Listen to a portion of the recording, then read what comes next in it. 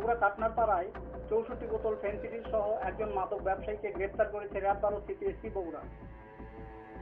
RAB ১২ CPSC Bogura camp গোপন সংবাদের ভিত্তিতে জানতে পারে যে বগুড়া জেলা সদর থানাধীন বগুড়া পৌরসভাস্থ কাটনারপাড়ায় এলাকায় একটি প্রাইভেট কার করে একজন মাদক ব্যবসায়ী মাদক ক্রয় বিক্রয়ের উদ্দেশ্যে অবস্থান করছে।